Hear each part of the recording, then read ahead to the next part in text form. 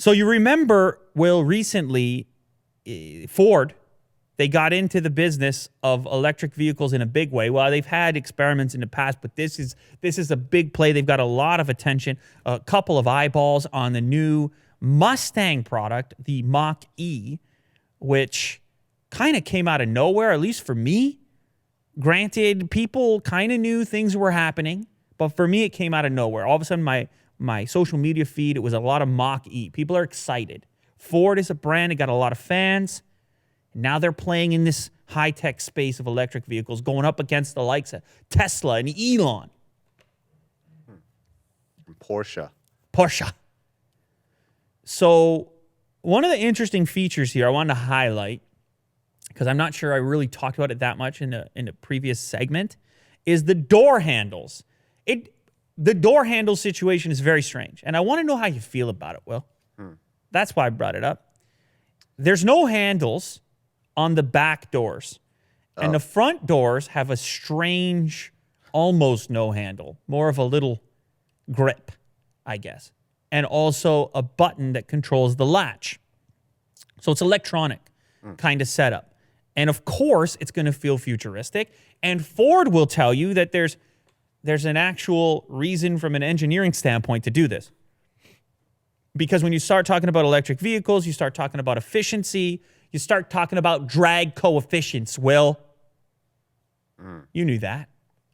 It all makes a difference. Every little bit counts when you're trying to hit those crazy range numbers on a single charge. You got that drag going on as you drive with the door handles, and all of a sudden you say, I can't have that. What's the future? And so you end up with these tiny little buttons. They're round. They're almost invisible. And I think, ultimately, for people who ride in this car, let's say you pick one up. Let's say, Willie do, you buy one of these. You're driving around. You pick up your pals. The door handle is this real interaction point. You think about it. What does a person touch in your car have to touch? The seat and the door. So now you pick some people up. They say to themselves, this Willie Do is on something right now. He's got buttons for doors. And all of a sudden you make the case for this futuristic thing. People start paying attention. They say, okay, this is a different kind of car. No more door handles. Wow, I feel like I'm in the future. So I understand the motivation to do it, but immediately I started thinking, because we did the story a little while ago about the guy who couldn't get out of the Tesla when it crashed. Yeah. Because that one has the door handles that come out. They're flush, and then they come out, they're motorized, and then you pull the door open.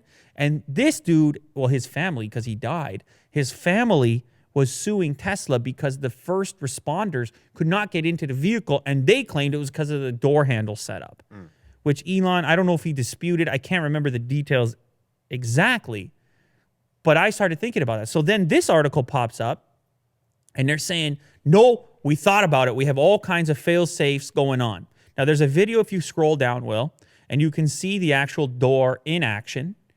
You hit the button here in the middle. Okay, watch this. Boom. The latch opens. It's even got a little indicator on the button itself. Kind of lights up, sort of. And then see the tiny handle there. Now, the tiny handle is only on the front door. The rear doors don't have it at all.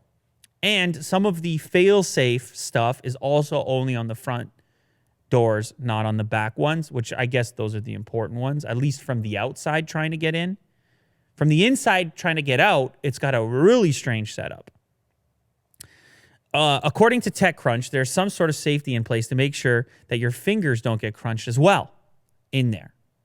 So it opens up just a jar. It opens up just far enough. Pressing the button for the back door immediately pops it open just slightly. Then the passenger reaches into the ajar door to hit the latch.